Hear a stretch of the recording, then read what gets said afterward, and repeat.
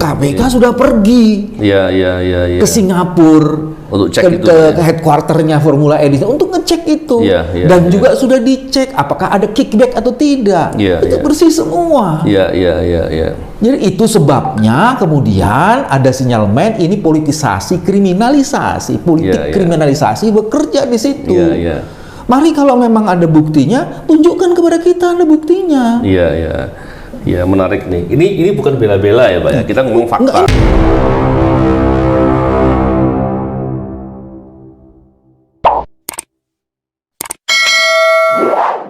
Bismillahirrahmanirrahim. Assalamualaikum warahmatullahi wabarakatuh. Salam integritas anti korupsi.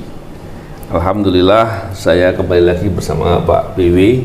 Pak BW, bagaimana kabarnya hari ini, Pak? Baik, alhamdulillah. Lagi baca ini nih, Mas, nanti. Tapi nanti kita akan jelaskan. Baca hasil rapatnya DPRD. Oh, saya kira lagi baca komennya ini, Pak. Itu juga dari KPK. Itu karena begini. Seru dan lucu.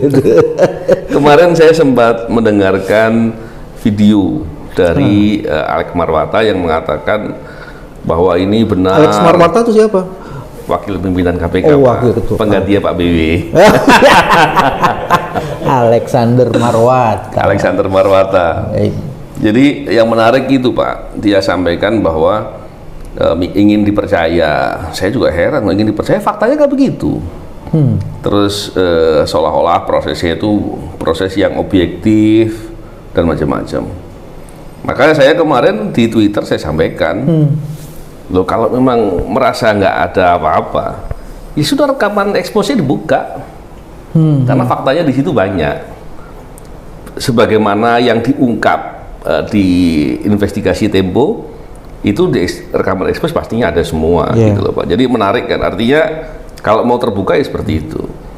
Tapi menarik juga saya lihat beberapa komentar orang-orang lain yang menyampaikan bahwa kalau mau terbuka masih banyak loh kasus yang belum terbuka.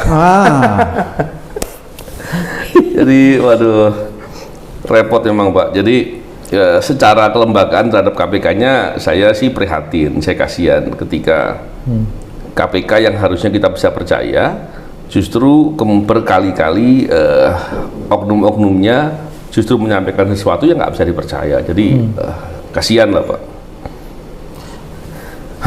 Kayak yang tadi, kasus tadi misalnya menarik tuh. Mana yang kita mau percaya?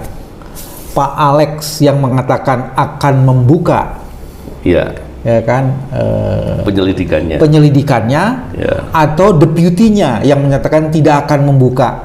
Deputinya membantah, Pak ya? Deputinya membantah. Jadi deputi penindakan. Kan yang jadi masalah nih, sebenarnya yang pimpinan yang komisioner KPK ini siapa? Dan mana di antara keduanya yang bisa dipercaya? Kan mestinya yang satu bilang bisa dibuka, yang satu bilang tidak dibuka. Nah, kita lihat aja nanti mana yang bisa dipercaya di antara keduanya itu. Apakah salah satunya atau dua-duanya tidak bisa dipercaya? Itu menjadi menarik itu. Tapi usulan dari Mas Novel juga menarik. Bukan hasil penyelidikannya saja, tapi khususnya bukan hasil rekaman proses ekspos. Karena disitulah paksaan-paksaan itu terjadi. Sehingga kalau mau lihat faktanya di situ. Saya sebenarnya juga ada beberapa kawan yang ngobrol dengan saya. Dia nggak bertanya, cuman kemudian saya ingin sampaikan juga bahwa bukan karena kasus ini kemudian saya menyampaikan kritik-kritik gitu, Pak ya. Tapi karena informasi yang saya dapatkan dari rekan-rekan di KPK itu sejak lama memang sudah mengindikasikan fakta itu. Misalnya, apa itu? Apa itu faktanya? Bahwa ada oknum pimpinan yang memaksakan kehendak suatu perkara yang diyakini itu bukan tindak pidana korupsi, dipaksa untuk maju, kasus Formula E. Dan ternyata informasi-informasi yang sering saya dengar itu kemudian muncul di media investigasi yang menyampaikan dengan gamblang. Terus pilihannya kita mau diam, pura-pura nggak tahu, atau kita bicara. Kita kan nggak mau pura-pura seperti ini terjadi. Makanya saya pandang penting untuk menyampaikan dalam banyak forum termasuk di podcast ini untuk menjadi pendidikan bagi masyarakat. Iya. Artinya kan pertama sinyalemen itu bukan sekedar gunjingan. Betul. Sinyalemen itu terkonfirmasi melalui satu media mainstream, media utama yang ada di Republik ini. Satu itu.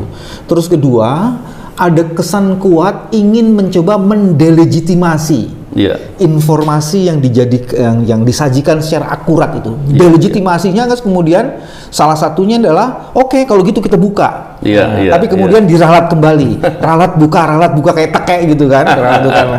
Nah, ini nanti kita lihat mana yang bisa dipercaya itu. Tapi yang jauh lebih penting lagi kan sebenarnya kalau ingin dibuka nih kita harus hormati. Cuman jangan sekedar membuka. Betul. Kuncinya tadi Mas Novel bilang bukan sekedar di penyelidikannya, tapi the heart of the issues-nya itu adalah di hasil expose itu. Betul. Kalau itu bisa dibuka, sebenarnya saya kasih dasarnya aja Mas. Legitimasinya tuh ada loh. Salah satu pasal di Undang-Undang KPK menyatakan KPK bertanggung jawab kepada publik. Kalau mau trust publik itu kembali terangkat, buktikan dan itu ada dasar legitimasinya. Nggak usah takut dianggap melanggar hukum. Ada dasar legitimasinya. Dan juga gini Pak, ketika ada yang membicarakan, bahkan di liputan khususnya suatu media investigasi, itu menggambarkan dengan sangat gamblang, yang kemudian terindikasi bahwa itu ada penyalahgunaan kewenangan. Sebagaimana dimaksud di pasal 23 Undang-Undang Tindak Pidana Korupsi. Artinya, dalam proses ini yang saya usulkan untuk dibuka, itu ada dugaan tindak pidana. Artinya, pilihannya adalah mau dibuka biar publik tahu, atau kemudian Dewan Pengawasnya yang melakukan pemeriksaan tersendiri. Dan itu pun ada dasar hukumnya kan Mas? Betul, harus publik mempunyai dasar legitimasi untuk melakukan partisipasi. Ini bagian dari partisipasi publik sebenarnya. Meminta KPK untuk membuka itu juga bagian dari dasar legitimasi yang ada di Undang-Undang KPK sebenarnya. Betul. Dan ini sesuai juga dengan slogan di KPK, berani jujur hebat, gitu Pak ya. Iya. Ya, jadi sekarang tidak hebat gitu, tidak berani jujur. Iya. Dan ini Pak, saya ingat Bapak kan dulu di TGUPP ya Pak. Paling nggak sedikit banyak tahu lah soal Formula E itu seperti apa. Mungkin hal-hal yang simpel yang seringkali disampaikan di publik kan, apa benar Pak? Formula itu nggak ada di APBD. Yang benar tuh gini, Formula E ada di APBDP. APBD perubahan. APBD perubahan. Iya, di APBD nggak ada. APBD perubahan. Di APBD perubahan itu ada. Pantes orang salah Pak. Dan orang suka melesetin. Ada seorang ahli itu tidak ada di APBD. Bacanya jangan APBD, APBDP perubahan 2019. Sebenarnya ada rangkaian proses Mas. Saya makanya saya buka-buka ke komputer saya ini ada satu berita acara. Nanti saya akan kasih ke teman-teman di ini, teman-temannya Mas Novel. Berita acara kesepakatan hasil pembahasan rancangan KUPA PPAS perubahan 2019 dari SKPD dan itu terjadi pada tanggal 12 Agustus 2019. Yang tanda tangan di situ adalah, saya sebut aja ininya ya, jangan namanya ya, Wakil Ketua Komisi E, Kepala Komisi E, Sekretaris Komisi E, terus kemudian ada Kepala Bidang Anggaran dari DKI, ada Asisten Kesejahteraan, ada Kepala Dinas, macam-macam kayak gitu. Nah ini ditindaklanjuti dengan program yang keduanya di Banggar. 13 Agustus, jadi tadi 12 Agustus di Banggar itu hampir semua pimpinan Banggar ya itu tanda tangan mengenai perubahan itu. Terus ada kepala BPAD, itu semuanya tanda tangan. Ada sekretaris daerah, ada juga ketua DPRD. Jadi kalau ketua DPRD, jadi kalau ada oknum pimpinan di DPRD yang menyatakan tidak mengetahui bahwa ada anggaran yang disediakan khusus untuk Formula E, ini ini rapat apa? Rapat gelap atau tidak? 12 Agustus 13 Agustus. Itu semuanya ada gitu loh. Jadi dalam rapat itu berarti ada kesepakatan antara pemerintah, dalam hal ini pemerintah DKI dengan DPRD-nya. Betul. Gitu ya. Mari kita sebut ini angkanya di situ. Ada biaya penyelenggaraan Formula E.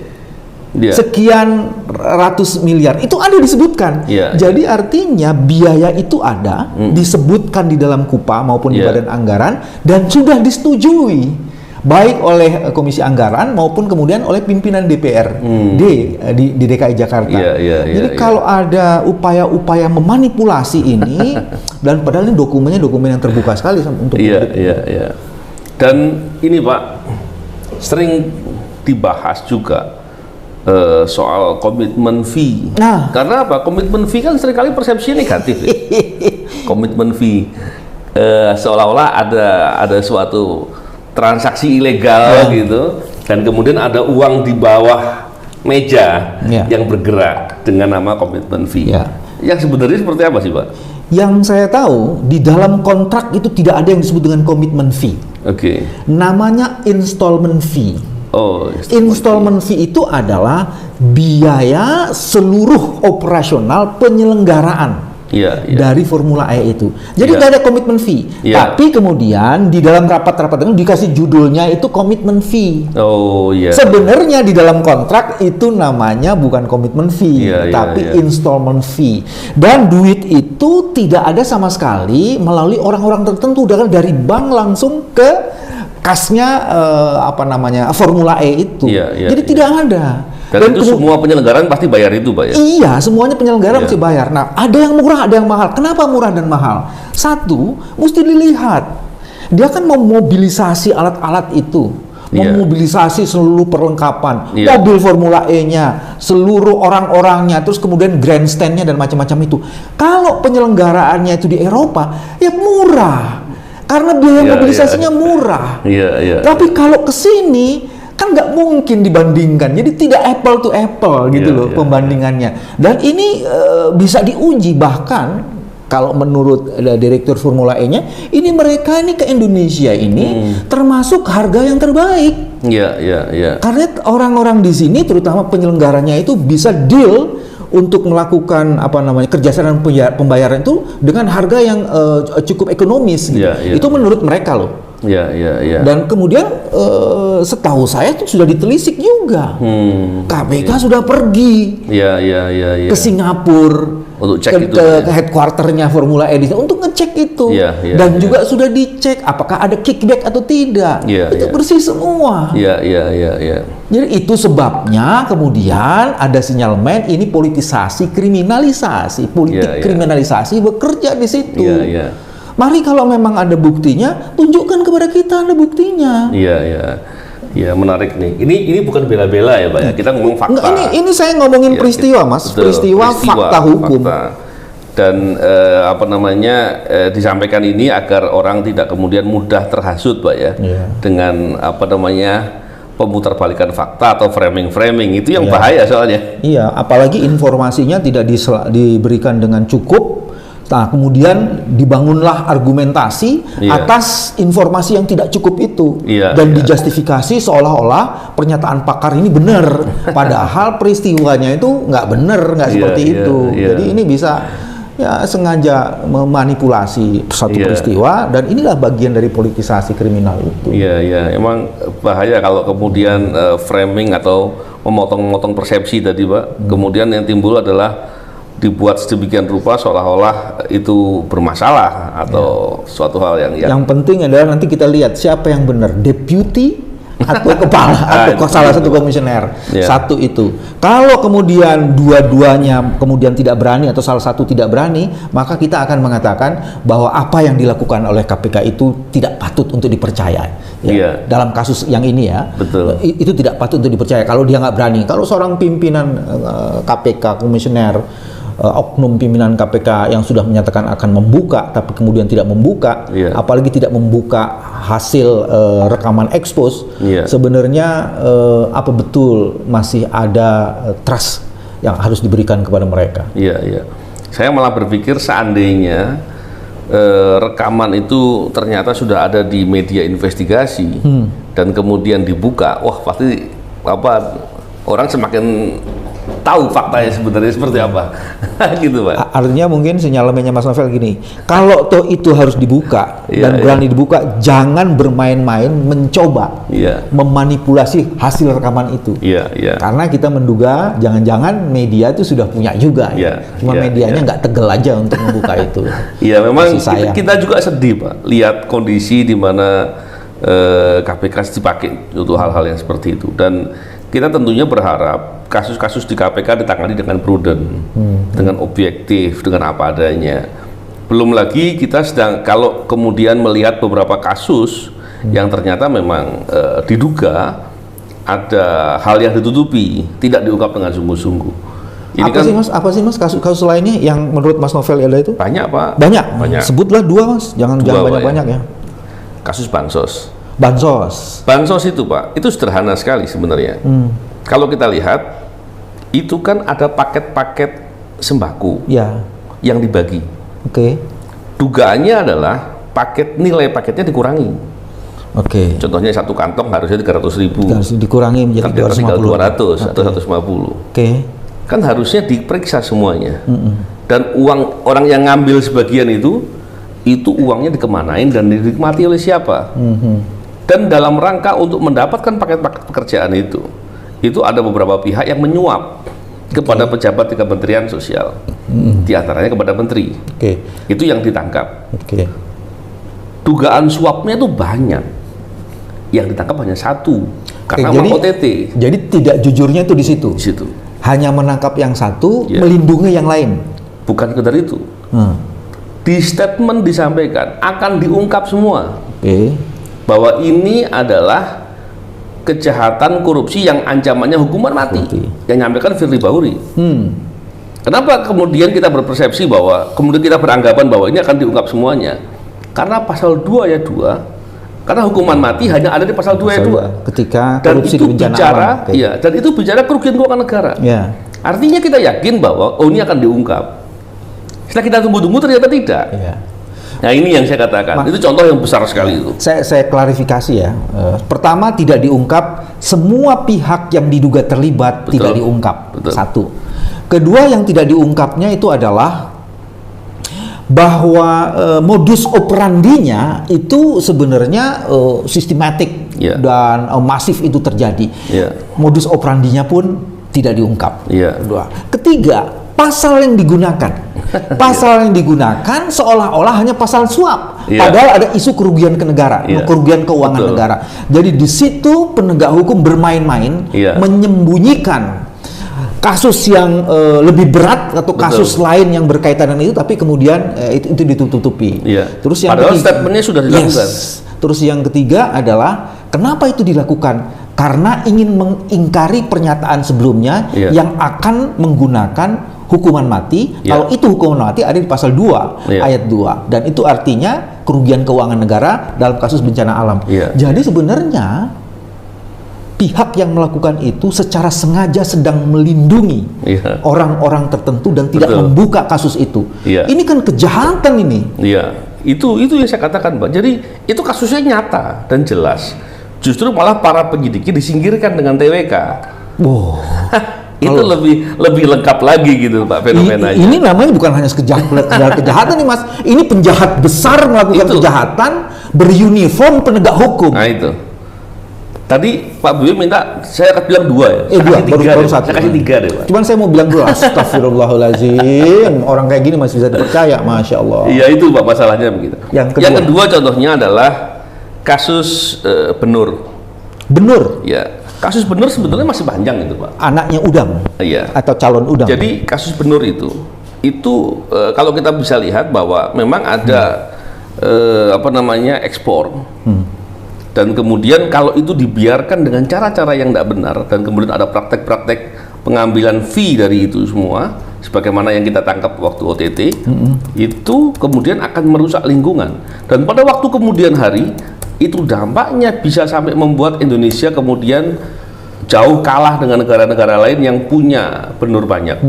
Ini yang dampak lingkungannya, dan itu mestinya diperiksa dengan tuntas. Tapi masih banyak lagi yang belum diselesaikan di kasus itu. Pada periode 5 tahun sebelumnya sudah ada diskursus yang mencoba menghitung korupsi melalui mekanisme social cost of corruption. Betul. Artinya kalau benar ini digunakan metodenya adalah menghitung kerugian keuangan dengan social cost of corruption, kita akan bisa menjelaskan betapa dampak kerugian dari korupsi di sektor benar itu luas sekali. Dia betul-betul menghancurkan perekonomian negara. Jadi bukan saja kerugian keuangan negara, tapi perekonomian negara yang selama ini nggak pernah dibuktikan nih perekonomian negara ini. Dan sayang sekali kalau kemudian tugas seperti itu tidak dilakukan. Itu kejahatan yang lain lagi tuh. Penjahatnya banyak banget Mas kalau gitu. Dan secara praktis, secara mudah, memang nelayan mungkin agak diuntungkan karena dapat kerjaan awal-awal ya. Tapi untuk jangka menengah atau apalagi jangka panjang itu membuat nelayan tidak bisa lagi untuk mendapatkan di waktu-waktu kemudian. Jadi cara menghitungnya tidak bisa dengan kaca miopik saja, tapi juga harus jangka panjang. Dalam jangka panjang kerugiannya dahsyat. Dahsyat sekali. Yang ketiga contohnya lagi adalah kasus divestasi Newmont. Wow, Newmont. Ya, itu kasus sebenarnya sudah jelas. Cuman kemudian tidak di follow up dengan benar. Dan kemudian ada oknum-oknum pimpinan tertentu yang berupaya dengan sungguh-sungguh untuk menutupi. Nah ini yang menarik. Mestinya yang kasus-kasus jelas itu yang harus diungkap. Dan itu kasus jelas, itu kasus nggak terlalu sulit lah untuk ditangani. Ini bukan periode yang sekarang kan, periode pimpinan sebelumnya kan? Tapi pimpinannya sekarang terlibat. Periode sekarang, Pak. Oh, periode sekarang? Periode sekarang. Jadi menarik sekali kasus-kasus itu kalau ini contoh Pak ya. Kan tadi kan kalau contoh saya bilang banyak, tadi saya bilang 2, ini 3 lah saya kasih contoh, kan gitu Pak. Kalau benar tadi udah kelihatan. Kalau divestasi Mas tadi gimana profil kasusnya, posturnya kayak gimana tuh divestasi Newmont? Secara singkat sebetulnya kasus itu sudah diinvestigasi juga oleh Tempo. Dan itu investigasinya jelas sekali. Dan waktu itu para penyelidik KPK juga banyak informasi juga karena Tempo waktu itu investigasinya juga cukup jauh ya. Jadi bagus sekali kita dapat banyak informasi. Bahkan waktu itu oknum pimpinan KPK atau ketua sekarang lah, yang itu kemudian ada berita-berita yang berhubungan dengan pihak yang diduga bermasalah itu. Itu juga masa itu. Oh berarti pimpinan sebelumnya Pak? Iya betul, makanya. Dulu ada deputy dalam jabatannya deputy dalam jabatannya itu kemudian diduga bertemu dengan tersangka. Begitu mau diperiksa kemudian mengundurkan diri atau gimana? Saya agak lupa. Itu kalau soal kasusnya banyak. Jadi deputinya waktu itu Pak Firly Pak. Itu kasusnya banyak, bukan cuma itu saja. Kalau yang itu waktu itu memang saya pura-pura kaget. Jadi kasusnya banyak. Itu pernah saya sampaikan di pembahasan kita sebelumnya kan Pak. Jadi ada banyak dugaan menutupi suatu kasus-kasus dan kemudian pegawai-pegawai KPK membuat laporan bersama-sama dalam suatu surat, ya seperti petisi gitulah, ratusan orang saya kira. Dan kemudian kita minta itu diproses secara etik. Karena kalau bisa dibuktikan secara pidana pasti harusnya dipidana juga. Tapi pelanggaran etiknya nyata dan jelas. Tapi sebelum diproses dengan lebih jauh, yang bersangkutan kemudian ditarik untuk kembali dan kemudian menjadi Kapolda. Dan malangnya adalah setelah itu menjadi Ketua KPK. Walaupun sebetulnya pimpinan waktu itu sudah memberikan masukan kepada DPR bahwa yang bersangkutan ini banyak terindikasi punya masalah. Tapi kemudian malah lolos. Atau mungkin suratnya terlambat, saya nggak tahu juga. Yang saya bingung tuh Mas, kok bisa-bisanya ada banner bahwa ini adalah Bapak Pemberantas Korupsi, padahal ada begitu banyak indikasi kejahatan bertumpuk-tumpuk multi level yang terjadi, yang kemudian menyebabkan kita berpikir kewarasan akal sehat kita itu terganggu, nurani kita terusik gitu ya. Kok bisa-bisanya seperti itu dan kita seperti dikelabui di tengah hari bolong.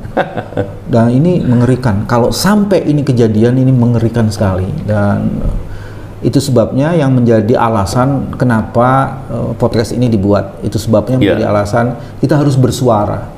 Sekecil apapun suara itu untuk memberitahukan supaya menunaikan kewajiban kita, menuntaskan kewajiban kita atas persoalan itu. Betul. Saya khawatirnya begini Pak Bibi. Disebut sukses memberantas korupsi adalah ketika korupsi itu tidak terdengar. Tidak dibicarakan, tidak ditangkap, dan kemudian ya dibiarkan aja seolah korupsi nggak ada. Jadi kemudian karena berhasil seperti itu maka disebut sebagai pemberantas korupsi yang hebat karena berhasil membuat tidak dibicarakan lagi. Itu yang bahaya.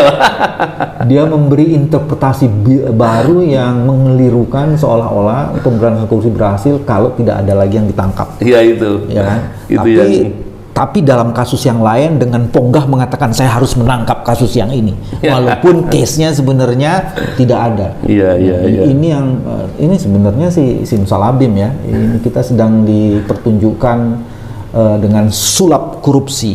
Inilah sulap korupsi. Jadi bukan fakta tapi fiksi yang akan diperiksa. Dan kalau begitu, karena fiksi yang diperiksa maka hasilnya pasti fiktif karena tidak sungguh-sungguh fakta yang akan diuji. Saya khawatirnya begini Pak, ini kan sekarang bulan Oktober ya Pak. Desember kita akan mendapatkan rilis dari indeks persepsi korupsi Indonesia. Dan saya kok khawatir masalah-masalah ini semua membuat kemudian indeks persepsi korupsi Indonesia semakin turun lagi. Padahal kalau indeks persepsi korupsi turun lagi, itu dampaknya kan bukan cuma sekedar di persepsi soal bagaimana korupsi Indonesia, tapi dampak ke ekonomi dan lain-lain. Iya. Kan gitu Pak B. Kemarin naik Mas 1 angka tahun lalu, sebelumnya turun 2 angka, dan itu ever sebenarnya kita bisa turun sampai 3 poin itu dari 40 ke 37 itu tidak pernah dalam sejarah Indonesia. Terus tahun lalu naik jadi 38. Sekarang tahun ini apakah merosot lagi atau bisa naik lagi? Tapi sebenarnya kalau itu yang terjadi stagnan ya, stagnanisasi terjadi itu. Jadi artinya pemberantasan korupsi melingkar-lingkar dan berputar-putar. Inilah yang disebut dengan poco-poco pemberantasan korupsi. Maju 1 langkah, mundur lagi, maju 1 langkah. Tapi kasihan jadi poco-poconya ya. Dan naiknya 1 poin ke tahun lalu itu Pak, itu sebetulnya lebih banyak dipengaruhi karena kebijakan pemerintah yang memudahkan investasi. Easy doing business. Bukan di upaya-upaya pemberantasan korupsi, tapi manajemen pengelolaan bisnis. Ini juga merugikan pemerintah. Pemerintah yang sudah berupaya melakukan itu, kemudahan berbisnis, ternyata yang seharusnya mendongkrak IPK kita, akhirnya hanya naik 1 aja. Yang tadinya bisa naik banyak itu Pak, dengan langkah pemerintah tadi. Iya. Karena dalilnya kan jelas Mas, tidak akan mungkin ada pertumbuhan korupsi kalau pemberantasan korupsi stagnan. Jadi kalau mau terjadi pertumbuhan ekonomi yang drastis, yang kuat, yang hebat, yang meloncat dan kuantum, maka pemberantasan korupsinya juga tidak boleh biasa-biasa saja. Bahkan tidak boleh regress. Nah yang terjadi bukan regress, digress. Yang terjadi sekarang pemberantasan korupsinya itu digress, kepercayaan publik merosot terus-menerus, kok mau mengharapkan pertumbuhan ekonomi. Itu mimpi lagi. Kita senang bermimpi rupanya. Pada akhirnya kan gini Mas ya, pemberantasan korupsi ini menjadi bagian penting kalau kita ingin serius mendongkrak pertumbuhan ekonomi. Iya betul. Dan juru pemberantasnya ini, juru pemberantasnya justru sekarang tidak begitu dipercaya karena sikap, perilaku dan tindakannya itu tidak mencerminkan kejujuran. Jadi integritas seperti temanya Mas Novel, kejujuran itu menjadi barang langka sekarang, dan sekarang barang langka itu menjadi kian sulit didapatkan kembali. Dan kalau memang berani, lagi-lagi buka dong hasil expose-nya itu. Nah, itu baru keren. Tapi kalau sudah janji Pak ya. Iya, tapi menurut saya sih nggak berani Mas. Nggak berani, menurut saya nggak berani. Sulit. Ayam sayur nggak berani. Jadi sebetulnya bagus kalau berani. Nanti setelah itu buka lagi yang lain kan Pak ya. Jadi sebagai akuntabilitas kan gitu Pak. Yes. Kalau itu terjadi baru trust publik naik ya. Iya. Tapi sementara masih diveto sama deputi. Iya. Gimana kalau kita taruhan nasi kebuli Mas? Asik juga nih. Saya yang nggak jadi, Bapak yang jadi ya. Jadi saya yang menang. Taruhan nasi kebuli, nanti siapa yang membayar itu gampang gitu, kita makan bareng-bareng. Pak. Jadi semua nasi kebuli pemberantasan korupsi. Iya. Oke, kalau gitu menarik Pak. Sebenarnya. Semoga nanti kita bisa lihat lagi banyak hal Pak. Soalnya ketika kita bicara korupsi ini kan dampak dari korupsi kan kemana-mana sebetulnya. bukan sekedar masalah lingkungan, masalah bencana alam, bisa juga bencana sosial dan lain-lain. Tapi mungkin nanti poin-poin itu kita bisa diskusi di waktu-waktu yang berikutnya, Pak ya. Bahan juga proses demokrasi itu yang kita ngeri kan. Oh iya, sekarang yang selama beberapa ini kita bilang korupsi itu sangat mempengaruhi proses demokrasi, bukan hanya political cost tinggi karena biaya politiknya tinggi, tapi kemudian proses itu menjadi mahal karena tidak ada kejujuran. Betul. Kalau memilih pemimpin tidak jujur, maka kita hanya akan menuai dampak dan kehancuran. Itu sudah pasti. Hari ini jangan-jangan itu adalah hasil dari masa lalu. Kalau masa lalu kecurangannya itu merajalela, maka kemudian hasilnya ya di sini kita memanen masalah, problem dan musibah. Ya, saya kira itu, Pak ya. Maka kita sekaligus berpesan kepada pemirsa untuk kita terus menjaga kejujuran dan berintegritas. Itu, Pak ya. Terima kasih. Salam integritas, anti korupsi.